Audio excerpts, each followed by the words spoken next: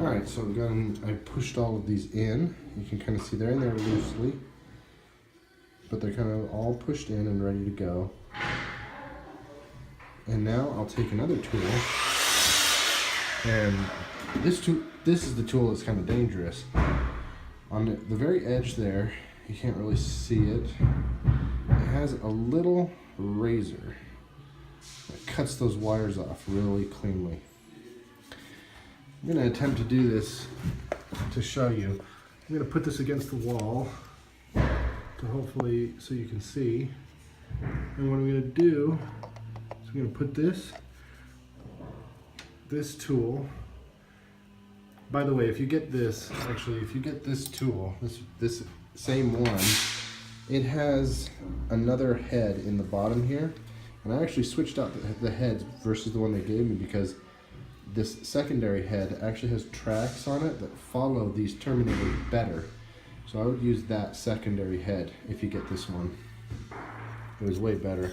Okay, so now what I'm going to do is I'm going to try to do what I was going to do here and actually show you what it looks like. So I'm going to take the razor head on the outside of the termination, and it's going to snip off that outside, and I'm going to try and make it so that it rides down this track. And I'm going to push that down until it clicks. I'm going to do that for each. If it doesn't go in easy, then it didn't go in right. You need to back out and do it again. If these pop out, then just push them back in as well as you can. And sometimes they'll fall off, which is good, but if they don't, you can either try and give it another snap, like you can snap this one again, or just keep on going.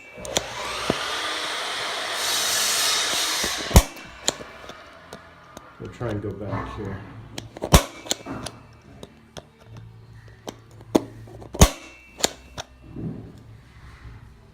Alright, so let's look at this. Some of those will fall right off, some of them will fall off if you just wiggle them around a little bit.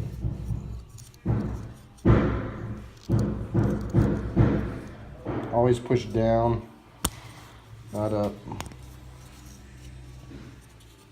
Sorry for this shoddy camera work.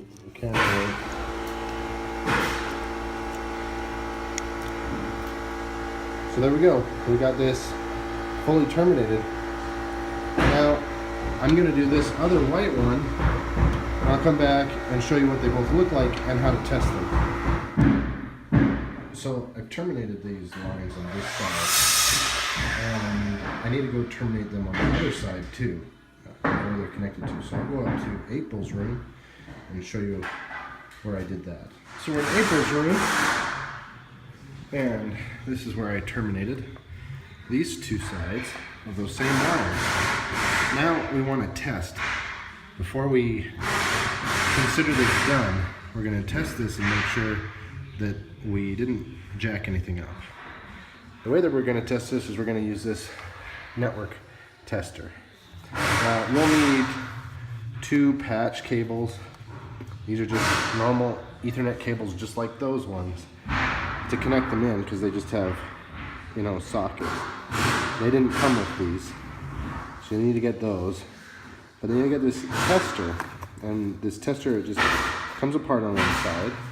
We're going to take this piece, and we're going to plug it into the first one. We'll actually plug it in here.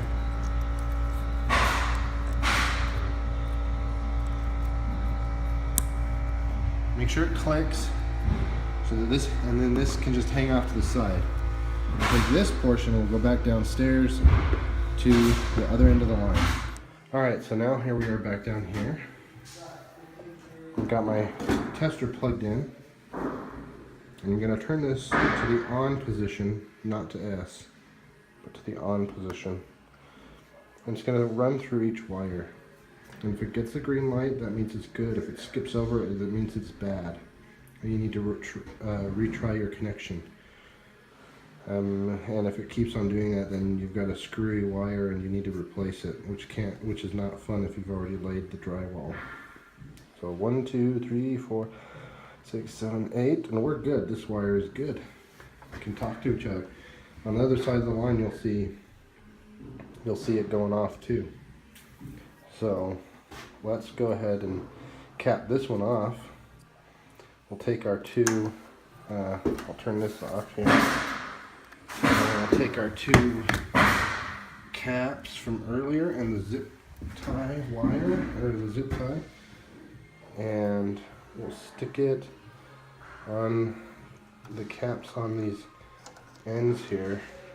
Sorry, poor camera guy.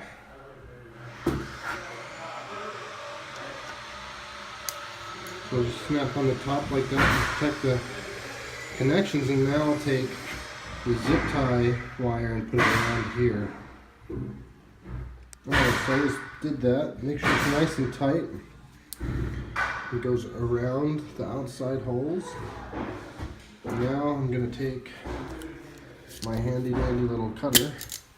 I'm just going to snip off. I'll just snip off that end of the zip tie there. And now she's good to go. Oops, wrong one. Now she's good to go. Now I can plug it in. I'll show you how to plug it in here.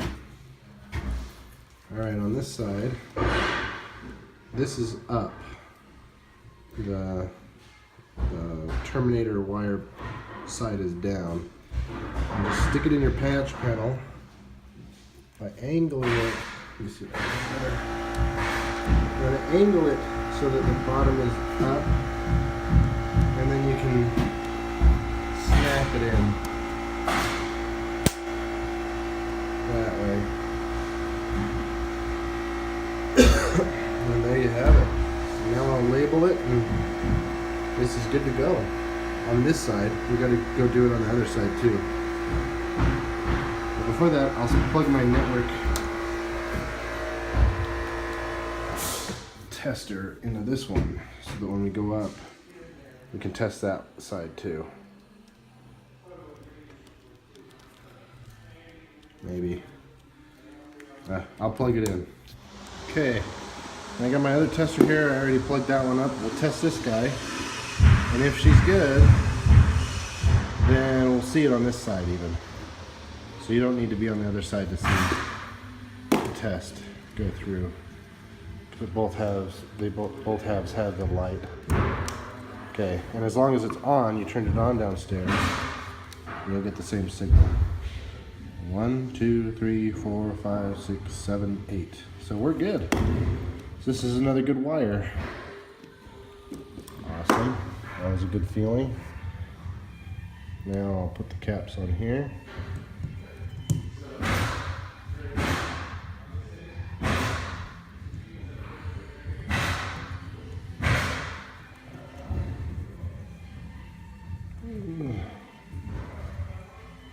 Okay, and I'll stick the zip tie on. So the next thing to do is to stick one of these on there. Now this is another thing I got from Vinyl Price. It's called a Keystone wall plate. Comes with the screws. I'm going to unpack one here. It does have a side. It says up. That is important. So this is up. And what I'll do is I'll put the blue one on the top and the white one on the bottom. And it's much like the same scenario with the patch panel.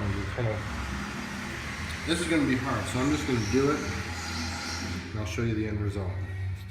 Just remember to put it in at the bottom, which is the part with the wire termination on the bottom first. It goes in, and then you slide this up, and then you can just push that down. Except I don't have the forearm strength to do this, so I'm just going to push it in, and then it'll click in. Alright, so I did it with both of them. They're both plugged in there. And then they're ready to be pushed back in there, and then it's just like a normal wall plug. Now you don't want to bend these too much. Like, you definitely don't want to bend them like that. That's bad for them. So you want to try and curl them as much as you can. Put it in there, and then push this back, and then pop on the plate. So, at the end of the day, that's what it looks like. Now remember, I got 2, but with these Keystone wall plates, are pretty cool. You can get 1, you can get 3, you can get 4, you can get 5, 6, whatever you want with one of these.